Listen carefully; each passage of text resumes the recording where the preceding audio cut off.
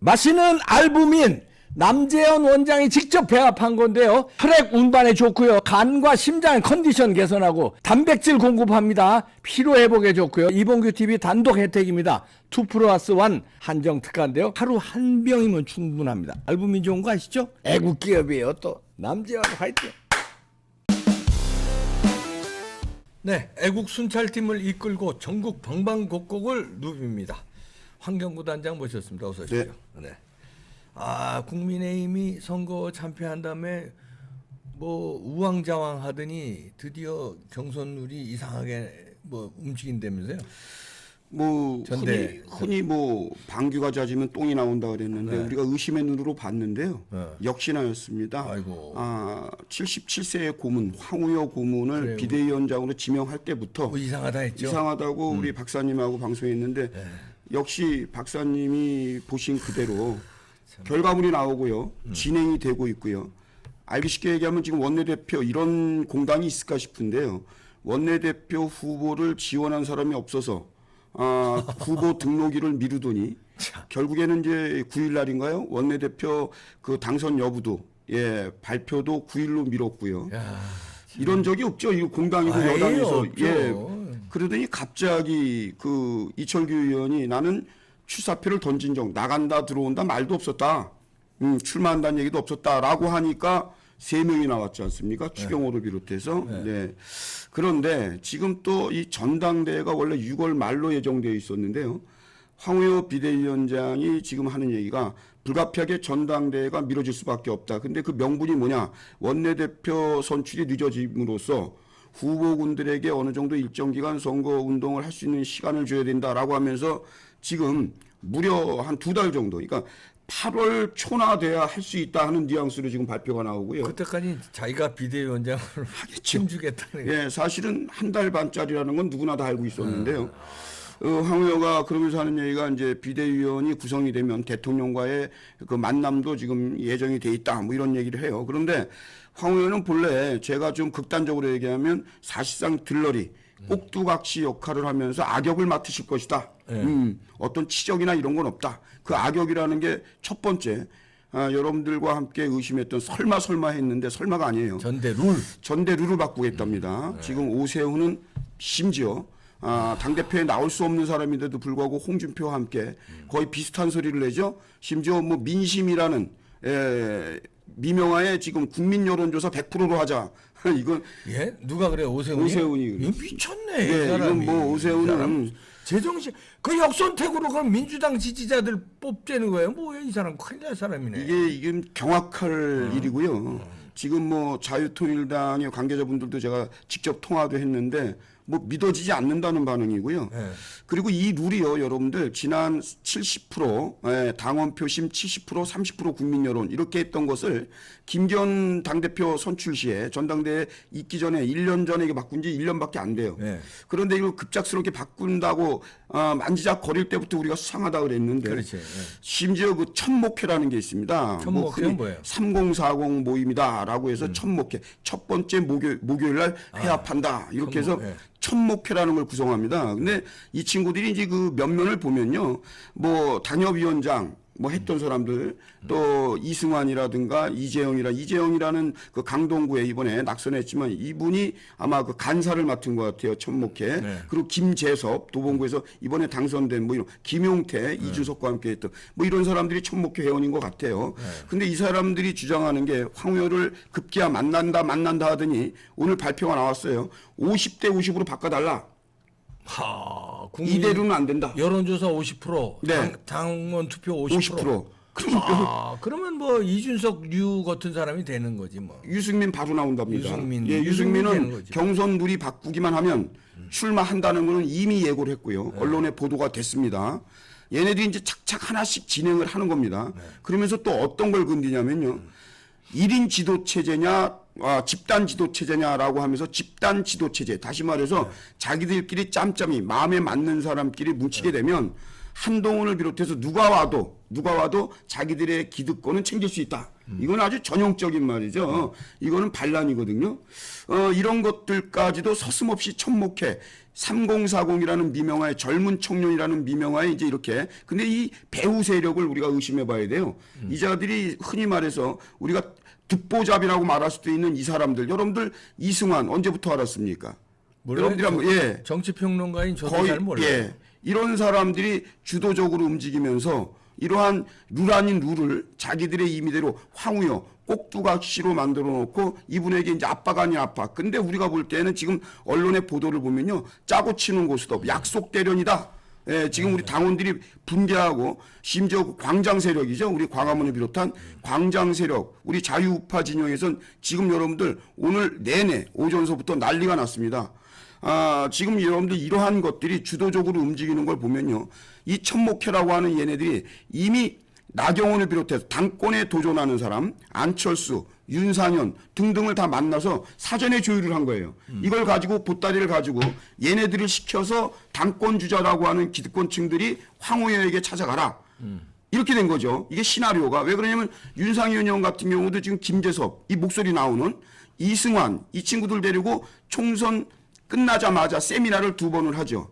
국회에서. 그러면서 보수 참패, 보수 재건의 길을 도모한다. 이런 세미나인데 그 말이 형식이 그런 거고 이 친구들을 다 규합해서 실적으로 배후에 인물이 있다라고 우리는 의심을 보고 있는데 이게 이제 사실로 드러난 거죠. 오늘 언론 보도에 보면 이 나경원, 안철수, 윤상현도 50대 50에 잠정적으로 협의가 이루어졌다. 이런 것까지 발표가 나와요. 야, 이거 참 큰일 났고. 이 정도 되면은요, 이건 보수 정당 아닙니다. 예, 큰일 났네. 여러분들 총선도 아니고 대선도 아니에요. 왜 당원, 내 가족의 그러니까 우리 집안의 가장을 뽑는데 가족들이 아닌 외부 세력이 왜 개입을 합니까? 그러니까. 예, 우리 집안의 아버지, 예, 부모, 그리고 가정사를 갖고 논하는데 왜 외부에서 아니 학교에서도요. 네. 학교 회장 뽑는데 왜 다른 학교 학생들한테 물어봐요. 전혀 이해관계가 안 되는 사람들. 학교 회장 뽑으면 그 학생들이 투표하면 되지.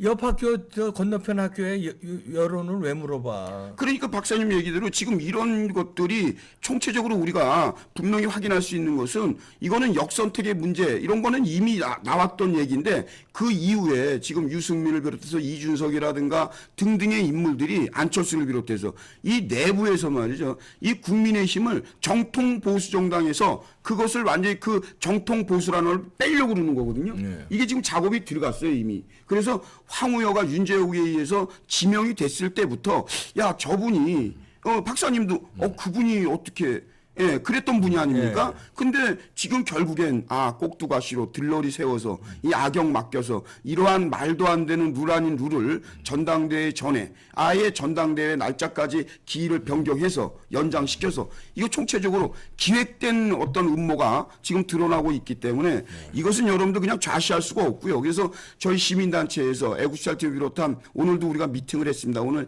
이재명이 법원에 출석하는 날인데 우리가 2조 심판을 늦추면 안 된다. 2조 심판과 총선이 무슨 관계냐? 이재명과 조국은 심판 대상이다. 범죄자다. 오늘 저희가 다녀왔거든요. 법원 앞에 집회를 끝내고 현장에서 우리가 수기를 모아서 어떠한 총의를 우리가 모았냐면 이거는 좌시할 수 없기 때문에 국민의힘에 우리가 얘네들이 하는 음모에 대해서 막을 수 있는 데까지는 우리가 최대한 막는다. 근데 그 막는 방법이 우리가 여력이 안 되고 도저히 얘네들이 기득권층이고 아무래도 내부에서 은밀하게 이루어질 것이 뻔하기 때문에 우리는 극단적인 선택까지도 하겠다. 다시 말해서 우리가 물리적 행동도 주저하지 않겠다. 왜냐하면 이제는요 2판 4판입니다. 어차피 저당에 공 아닌 공을 다 들였고 총선 때 그리고 여러 가지 대선 때 우리는 할 만큼 다 했거든요. 박사님 옆에 계시지만 정말 우리는 받은 거 없고 얻은 거 없이 우리는 정말 아무 뜻 없이 오직 그래도 미운하거나 국민의힘이 보수 정당이라는 이유 하나만으로 그렇게 맹목적으로 추정하고 정말 따랐거든요. 지지하고 응원했어요. 돌아온 것은 배신, 충격적인 배반을 우리가 느끼기 때문에 이거는 절대 그냥 우리가 대충 집회나 몇 번 하고 성토해서 끝날 일이 아니다라는 결론을 냈습니다. 그래서 저희가 좀 더 주도적으로 집중적으로 국민의힘의 면전에서 우리가 성토도 하고 규탄하겠지만 그 이상 그래도 황우여와 함께하는 이 무리들, 이 기득권층들 이 사람들이 한동훈 하나 죽이자고 그러니까 여러분들 이런 겁니다. 한동훈도 심판을 받아야 되는 거죠. 채점을 받아야 돼요. 우리는 무조건 한동훈이라는 게 아니고 지금 대세로는 분명히 이재명 당에서도 인정하고 많은 유권자들 국민들이 인정하는 것은 보수 쪽에는 한동훈 그리고 저쪽엔 미운하고는 이재명이가 지금 어쨌든 하마평에 오르지 않습니까? 대권 주자로. 그런데 지금 논의되고 있는 당권 주자들 나경원을 비롯해서 쭉 보면요. 안철수, 뭐 윤상현, 홍준표까지 합시다. 오세훈까지 합시다. 다 더해도 한동훈 하나의 지지율을 못 따라옵니다. 그러면 채점을 받으면 돼요. 당원들에게. 한동훈이 채점에서 미달 점수가 나오면 한동훈도 집으로 가는 겁니다. 이게 민주주의고 이게 자유민주주의 아니겠습니까? 다수결의 원칙이고. 그런데 아예 기회를 박탈한다는 거예요. 총선 참패. 이것이 한동훈 한 명에 국한된 문제가 아니라는 것은 이미 드러났어요. 쟤네들의 정권 심판론이 먹혔잖아요.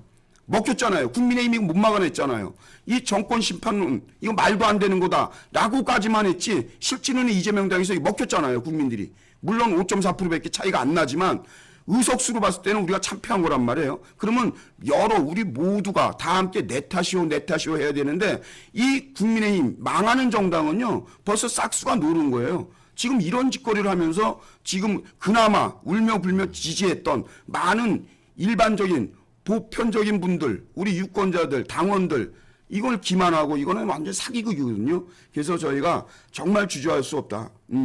저도 오늘 박사님 방송에 스튜디오에 달려오면서 정말 분개했어요. 예. 이렇게 흥분해 본 적이 없습니다. 근데 이제 그 선거 참패는 이제 저는 이제 우리나라처럼 부정선거하기 좋은 나라가 없다고 보는 게 부정선거로 이렇게 돌려놓으면은 선거 참패를 당한 사람들이 부정선거와 싸우지 않고 네가 잘못해서 졌다, 네가 잘못해서 졌다, 자기들끼리 지금 국힘당이 윤석열 때문에 졌다, 한동훈 때문에 졌다 서로 이러고 있잖아요. 이러니까 부정선거 하는 팀은 너무나 하기 좋은 거예요. 근데 선거 결과가 5% 났고 뭐 참패를 당했다고 그러는데 사실은 이긴 건지 짐은 조금 졌는지 이거 모르는 거예요. 부정선거에 당했으면 그 부정선거부터 밝히려고 해야 됩니다. 첫째 그렇고 두 번째 부정선거에 참패를 당했건 아니면 이거저거에서 참패를 당했건 참패의 원인은 윤석열 대통령한테도 있지만 한동훈 위원장한테도 있어요. 왜냐하면 사령탑이었잖아요. 사령관이었고 그다음에 윤석열 정부의 참패가 원인이 있다면 윤석열 정부의 법무부 장관을 임기 초부터 같이 했기 때문에 윤석열의 황태자였기 때문에 거기도 윤석열 정부의 책임은 한동훈 장관의 책임입니다. 그리고 그다음에 비상대책위원장으로 선거 완톱으로다가 했기 때문에 하여튼 그 책임도 있고 그다음에 국민의힘 후보자들 다 책임이 있고 언론도 책임이 있고 우리 국민의 힘을 지지했던 많은 보수 우파들도 책임이 있는 거고 가장 큰 책임은 부정선거를 못 막은 거에 있어서 당했다. 이렇게 보니까 이거를 잘 수습해야 되는데 서로 윤석열 책임이다. 김건희 책임이다. 한동훈 책임이다. 이렇게 하는 거는 바람직하지 못하고 지금 박사님 보면 총선 그 백서를 지금 조정훈이 TF팀의 위원장으로 하면서 총선 백서 내용 보십시오. 김건희 여사가 도움이 됐느냐 안 되느냐 이따위 질문서 그리고 한동훈의 메시지라든가 선거 전략 그리고 더 나가서 2조 심판이 도움이 돼 이게 여러분들 장난하는 것도 아니고 여러분들 총선 결과를 보고서는 얘기하는 거 누군 못합니까?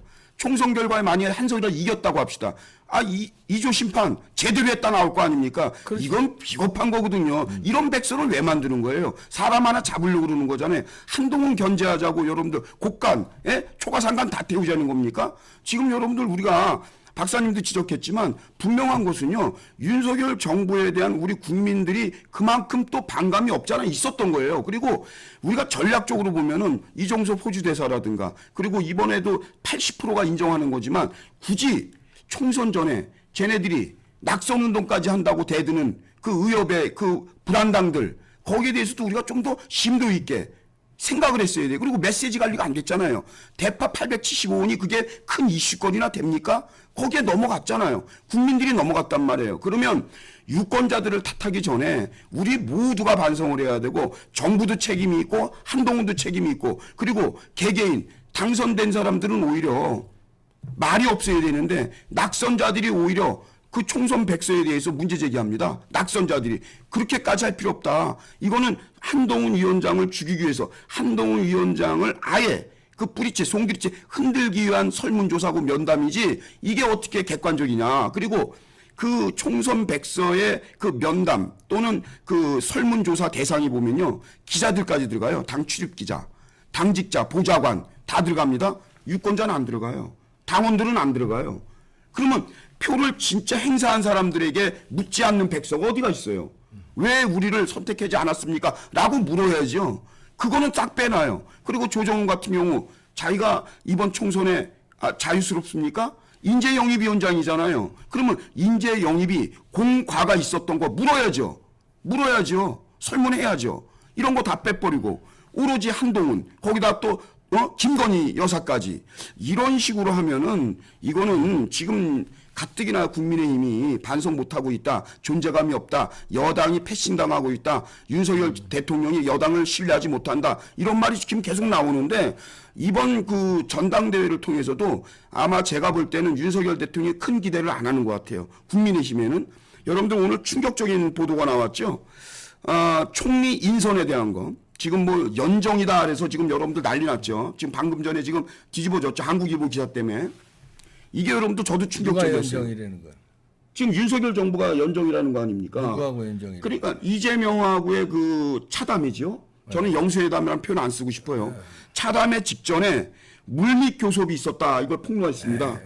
누가 민주당에서 민주당 공천관리위원장이 임혁배라고 있습니다. 임혁배. 예, 고려대학교 교수였죠. 예, 고대 교수였는데 이 사람이 공천관리위원장 맡은 거는 뭐 아시죠? 아니요. 이 사람이 실질적으로 주도해서 민주당 측에 주도해서 대통령실과 밀물 협상이 있었다는 것까지 지금 폭로가 나왔어요. 공개가 나왔어요. 그런데 여기서 총리 인선 문제를 논했다는 거 아닙니까? 이재명하고 그 차담회 전에. 그러면 여러분들 제가 하나 얘기할게요. 총리는요. 장관들, 국무위원들을 전체를 아우르는 자리예요.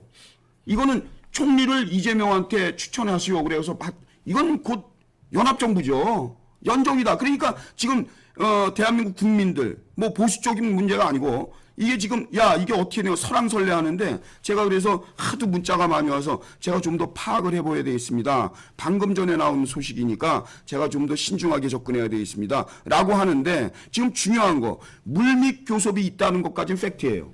근데 이제 이렇게 볼 수도 있죠. 그건 이제 제가 자세한 건 이제 모르는데 그 이제 뭐 영수회담이란 단어는 뭐 옳지 않지만 차담.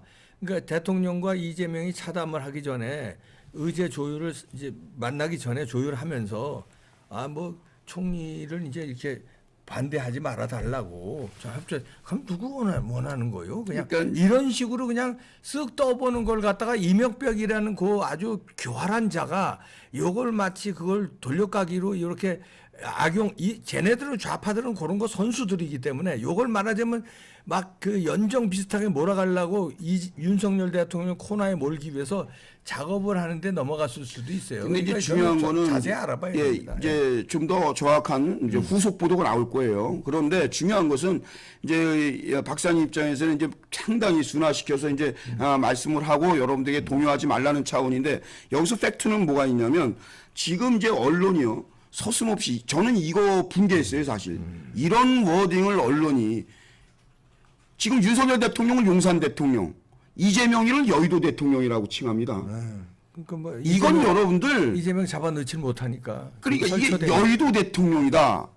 이거 여러분들 아무리 언론이 어그로를 끈다 해도 이런 워딩을 이 서슴없이 지금 언론에 보도가 되고 이게 회자되고 이러다 보니까 여러 가지 일파만파 얘기들이 많이 나와요. 사실 그래서 박사님하고 저하고 방송할 때 그 영수회담에 대해서 상당히 비관적으로 말씀해 우리 그런 얘기 했잖아요. 왜 여당 대표가 패싱되느냐. 영수회담이면 당연히 여당 측 인사가 함께 배석해야 되는 거 아니냐. 이게 저희가 이런 부분을 우려했던 거예요. 그러니까 이런 오해의 소지가 실제 대통령이 그런 취지가 있냐 없냐가 중요한 게 아니고 이재명은 소기의 목적을 달성한 거예요. 차 한 잔 얻어먹었던 뭐 그냥 갔든 간에 왜 그 차담회 이후에 이러한 보도들이 이러한 어떠한 뒷얘기들이 충분히 나올 소지가 있다라고 저도 박사님도 의심의 여지가 있었는데 이게 지금 도래돼서 나오니까 지금 국민의힘은요 더 좌충우돌할 수밖에 없는 것이고 실질적으로 여당의 모습에 대해서도 저는 윤석열 대통령을 한번 이해는 해요. 무슨 이해냐면 도대체 여당인지 야당인지 아니면 제3당인지 알 수가 없는 존재예요. 존재감이 없어요. 그리고 지금 박찬대, 코딱지 박찬대가 원내대표로 단독 출마해서 선출됐습니다. 박찬대는 여러분 다 아는 완전히 이재명의 그 뭐 좀 꼬마처럼 따라다니는 사람인데 원내대표 됐어요. 그럼 우리 쪽 3명 중 3파전이랍니다. 추경호, 뭐 송석준, 뭐 이런 분들 또 4선의 그 충주 지역구에 이런 분들이 지금 원내대표 3명 나왔는데 우리는 어떤 얘기가 나오냐면 3명 중에 누가 돼도 관료 출신의 부총리 유능하지만 추경호 원내대표가 되든 송석준 씨가 되든 누가 되든 이종배 씨가 되든 누가 되든 간에 과연 막무가내로 되드는 이 박찬대를 과연 능가 할 정도로 투쟁력 있는 원내대표가 나오겠느냐 하는 의심을 하는 거죠. 지금 운영위하고 법사위 박사님, 쟤네한테 제가 볼 때는요 냉철하게 저놈들 안 줄 것 같아요. 안 내주지. 예, 안 내줄 것 같아요. 저놈들이 어떤 놈들? 예. 이제는 뭐 자 압박을 해다가 안 되면은 국민의힘은 포기합시다. 이제 포기하고 당원 이제 탈당 운동이 거세질 듯합니다. 그럴 것 같아요. 전대를 만약에 그럴 것 같아요. 전대를 50%로 하잖아요. 그러면 이제 책임 당원들 다 탈당하고 국민의힘은 버려라. 그러면 너들끼리 정치해라.